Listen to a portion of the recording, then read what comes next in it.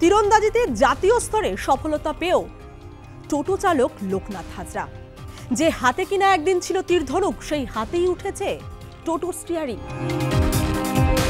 এত কিছুর পরও লোকনাথ তার স্বপ্নকে পূরণ করতে চেয়েছিলেন তার শ্যালক আদিত্য হাজরার মাধ্যমে। লোকনাথের মতো মাঝপথে আদিত্যর এই জার্নি, আদিত্যর এই সফলতা থেমে যাবে? আবারও কি একটা স্বপ্নের অকাল মৃত্যু ঘটবে? চিন্তায় লোকনাথ হাজরা। আদিত্য লড়াই চালিয়ে যেতে চায়, যে করেই হোক। জীবনের সফলতার লক্ষ্যে লক্ষ্যভেদ হয়েও স্বপ্ন অধরা। তীরন্দাজিতে জাতীয় স্তরে সফলতা পেয়েও টোটো চালক লোকনাথ হাজরা, যে হাতে কিনা একদিন ছিল তীরধনুক, সেই হাতেই উঠেছে টোটো স্টিয়ারিং।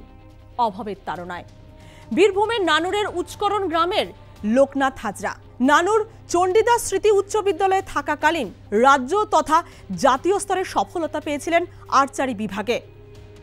কিন্তু লোকনাথের উজ্জ্বল ভবিষ্যতে লাগে গ্রহণ। টাকার অভাবে থমকে যায় লোকনাথের পথ। আজ লোকনাথ হয়ে গেছে টোটো চালক। বলা ভালো, এক স্বপ্নের অকাল মৃত্যু ঘটেছে। এত কিছুর পরও লোকনাথ তার স্বপ্নকে পূরণ করতে চেয়েছিলেন তার শ্যালক আদিত্য হাজরার মাধ্যমে। নানুরের যমুনা হাজরার সঙ্গে লোকনাথের যখন বিয়ে হয়, আদিত্য তখন খুব ছোট। এই আদিত্যর মধ্যেই নিজের স্বপ্নকে পূরণ করতে চেয়েছিলেন লোকনাথ। আদিত্যকে গড়ে পিঠে মানুষ করতে চেয়েছিলেন। শুরু করেন তীরন্দাজিতে প্রশিক্ষণ দেওয়া। লোকনাথ জামাইবাবু থেকে হয়ে ওঠে আদিত্য হাজরার কোচ।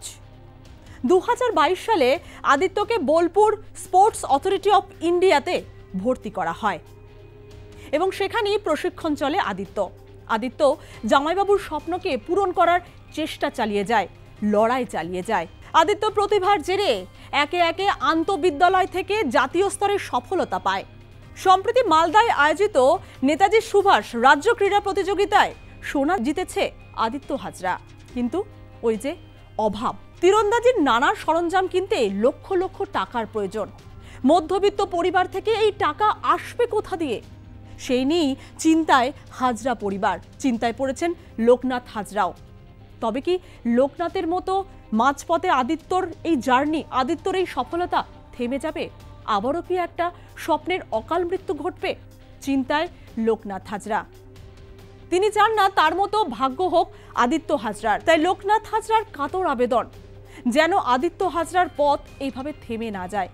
আমি দেখছি যে কারণ হচ্ছে, আমি যেভাবে 2014 সালে যখন চ্যাম্পিয়ন হই, তারপরে যখন আমি ফিরে আসার পর যখন আমি নানুর ঢুকি, নানুরের সব মানুষই আমাকে নিয়ে উৎসব উল্লাস এইরকম একটা ব্যাপার, যে এত বড় গেম খেলেছে এই ছেলে, কোথায় বাড়ি। তারপরে আমার বাড়ি নাম বার করা, তারপরে পুলিশ প্রশাসন বড়বাবু যে ছিলেন তাবাই বিশ্বাস উনি ছিলেন, উনিও আমাকে সম্মাননা জানিয়েছে। এখানে ভরচাঁদ টিটু, তারপরে এমএলএ যিনি ছিলেন তিনিও সব সম্মাননা জানিয়েছেন। সবাই বলেছিল যে হ্যাঁ সম্মাননা জানিয়েছে। তার সঙ্গে সঙ্গে বলেছিল যে সাহায্যের জন্য আমি তাদেরকে বলেছিলাম যে আমি ন্যাশনালে মেডেল এনেছি, আমি ইন্টারন্যাশনাল খেলতে চাই, আবার অলিম্পিক খেলতে চাই। তো সেই জায়গাটা থেকে ওনাদেরকে আমার বলা হয়েছিল, কিন্তু কেউ কোনো হাত বাড়ায়নি। কোনো কারণে হয়তো পারেননি বা হাত বাড়ায়নি। তো আদিত্যের ক্ষেত্রে কি সমস্যার সম্মুখীন হয়েছে? সেই একই সমস্যা, সেইখানটাতে আমি ধাক্কা পেয়েছিলাম খুব। সেই কারণে যেহেতু আমি আজকে একটা টোটো চালক, সেই ধাক্কায় আজকে আমি টোটো চালক। কিন্তু এত বড় ন্যাশনাল খেলার পর যদি একটা টোটো চালক হয়, সেই ক্ষেত্রে আমি চাইছি যে আমি আমার হাত দিয়ে আদিত্যকে তৈরি করেছি। যেটা আমি করতে পারিনি সেটা যেন আমার হাত থেকে আদিত্য যেন ওই বড় ইন্টারন্যাশনাল হয়ে মেডেল নিয়ে আসে, দেশের নাম উজ্জ্বল করে, এবং অলিম্পিকে যে মেডেল নিয়ে আসে আমাদের নানুরের নাম উজ্জ্বল করে, সবার নাম উজ্জ্বল করে। আমি এটাই চাইবো।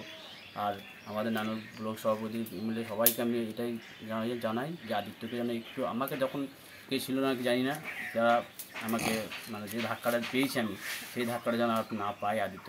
এরকম করে অনেক ছেলের ভবিষ্যৎ এইভাবে নষ্ট হয়ে যাচ্ছে। আপনারা একটু দয়া করে বলছি, আমার এই রিকোয়েস্টটা রাখবেন আপনারা। আদিত্য জামাইবাবুকে আইডল করে মনে প্রাণে লড়াই চালিয়ে যেতে প্রস্তুত। কিন্তু ওই যে অভাব, সেও জানে বাস্তবের মাটি কতটা রূঢ়। তাই সে ভয়ে রয়েছে, যদি অভাবের কারণে জামাইবাবুর স্বপ্ন পূরণ করতে না পারে। আদিত্য লড়াই চালিয়ে যেতে চায়, যে করেই হোক। আমার জামাইবাবু আমার নিয়ে জামাইবাবুর কাছ থেকে আমি তীরন্দাজি এদিক থেকে এগিয়ে এসেছি। তো জামাইবাবু রাজ্য স্তরে খেলেছে, আমি ইন্ডিয়ার হয়ে খেলতে চাই দেশের জন্য। তো জামাইবাবু যেটা রাজ্য স্তরে খেলেছে, আমি ইন্ডিয়ার জন্য যেতে চাই। তো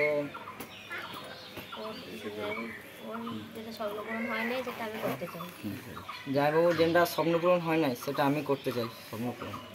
জামাইবাবু তথা লোকনাথ হাজরার হাত ধরে আদিত্য লড়াই চালিয়ে যাচ্ছে। ভবিষ্যতে কি রয়েছে? আদৌ কি আদিত্যর স্বপ্ন পূরণ হবে? জামাইবাবু লোকনাথ হাজরার স্বপ্ন পূরণ হবে? আমরা কেউ জানি না। তবু আদিত্য, লোকনাথ হাজরা তাদের লড়াইকে চালিয়ে রেখে যেতে চান।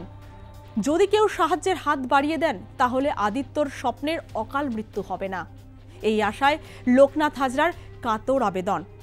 রাজ্য সরকারও যেন একটু তাকায় আদিত্যর দিকে।